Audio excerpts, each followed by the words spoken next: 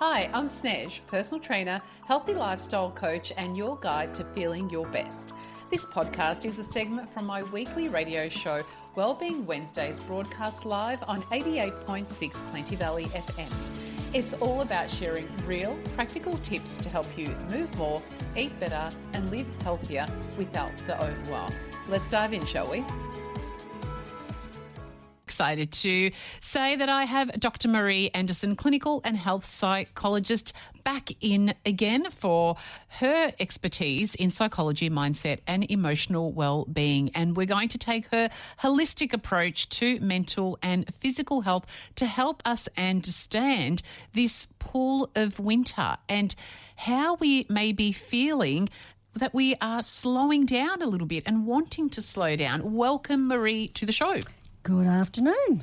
How are you going? I'm doing all right, but, you know, it is winter, so feeling a bit slow. We were just discussing off air that we do feel like we just don't want to do as much. Correct. And it's the perfect timing, isn't it? But we are only 4 days into winter, which is interesting. But do you feel that because it was warm for so long, do you feel like you've just nosedived straight into it? Absolutely, yeah. It's actually interesting you should say that, because I've been thinking about that. It has been beautiful for several months, hasn't it? And then all of a sudden people are saying that they feel like all of a sudden they're just dipping. Yeah. And I noticed that in even we have the ornamental pear trees, and up until Thursday last week, they still had all of their leaves and it just didn't make sense. And this weekend they just went and they just went from full to naked, and I feel the same way. So, Well, that's what we're going to be talking about today, and we'd love for you to help us to understand the natural seasonal shift that happens in winter, especially that emotional and that energetic pull to go inward, to slow down and reflect. Can you help us understand what's happening with us? Sure. So I guess what's happening when we're changing seasons is that we're acclimatising to the change in weather, we're acclimatising to the reduced light as well.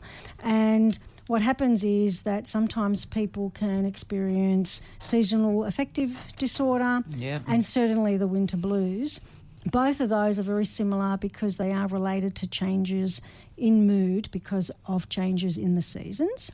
And I see it quite a lot in therapy, people coming to seek counselling support during the winter months because of the less light. And we were just saying before, weren't we, that we were feeling a little bit sort of slumped ourselves, now that it's a little bit cooler. Now, the winter blues are very common, and most of us probably will say that we're feeling a bit less energised in winter. So it is a thing. It's not that we're just imagining. No. And it's because it's interesting that sometimes as people we don't even connect it to the winter. We just go, oh, there's something terribly wrong in my life. Yeah. When there really may not be necessarily. And sometimes I may have some clients who come to therapy who think there is something wrong and that they've got, some deep depression or something like that, and all it is some winter blues because winter blues can leave us a little bit fatigued. Our energy levels aren't quite as good. We're probably feeling a bit more sleepy. I don't know about the rest of you, but I have a little harder time getting out of bed in winter and I spring out in summer. So there is some mood changes, but the thing is with winter blues, it doesn't last quite as long. It's very temporary, and we can make some, minor changes to our lifestyle, and then, we can feel better. Yeah. The difference with SADS, or the seasonal affective disorder, is that it is more significant and it is linked to clinical depression. Okay.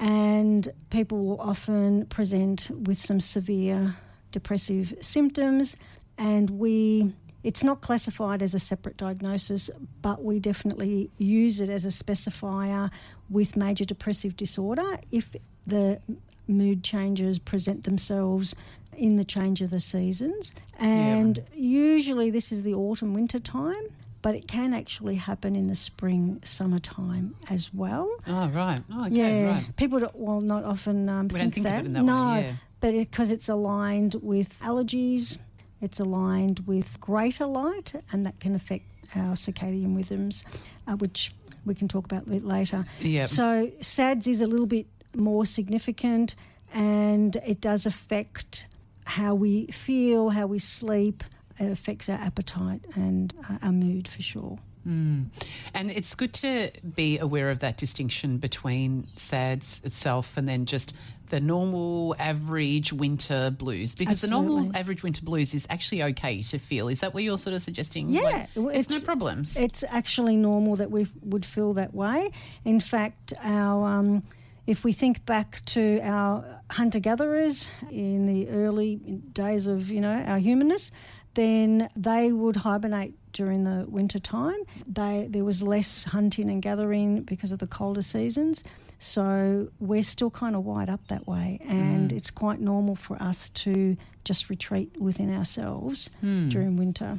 Well, that leads to my next question is, why does this slowing down sometimes bring up some emotional discomfort? Like sometimes we can feel more anxious or more sensitive or more overwhelmed. Now, I know that getting up and around and doing our activities is harder when it's colder, like you have to rug up and it's raining and it's uncomfortable.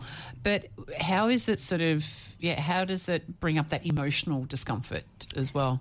So when we've got less light, we are going to have less serotonin in our brain and body, and that's going to affect our mood for sure.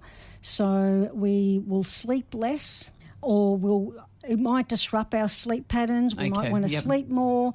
It definitely affects our appetite. We might want to eat different foods. We definitely want to exercise less, and therefore that's going to affect our motivation. So it can affect our emotional self because it's affecting our moods. And it's interesting, that connection between the reduced light and the serotonin. So these are the thing that I think it's just so powerful for people to hear the message and get the education around what actually does happen in our bodies when you reduce sunlight, because then we can understand ourselves that it is just a natural process that's affecting our hormones, that's making us feel like this, and there's nothing necessarily in our surrounding environment that has changed dramatically other than that sheer impact of our bodies responding to the season. So how can we start to work with this natural rhythm rather than fighting against it, and sort of think about the season as a time of emotional rest and reset rather than feeling that we have to run with that summer energy like all year round? How can we sort of think of it differently? So in thinking of it differently, do you mean in terms of strategies? Yeah. So in terms of the strategies in how we can assist ourselves with improving our mood, obviously a important factor could be to get more light. So we had this conversation off air.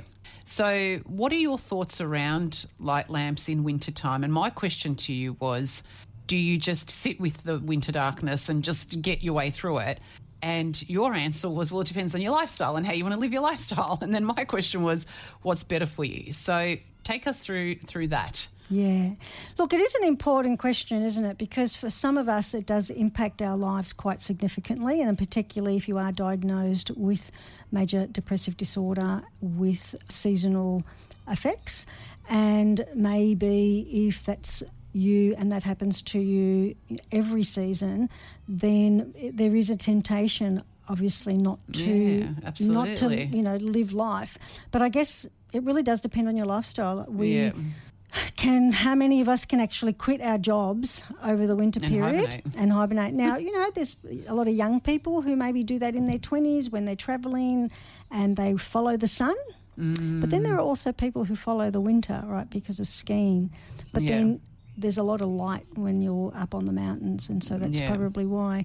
So it does depend on the kind of lifestyle you want to lead. And for most of us, it means getting some help and working with strategies so that we can actually continue to live the lifestyle that we do.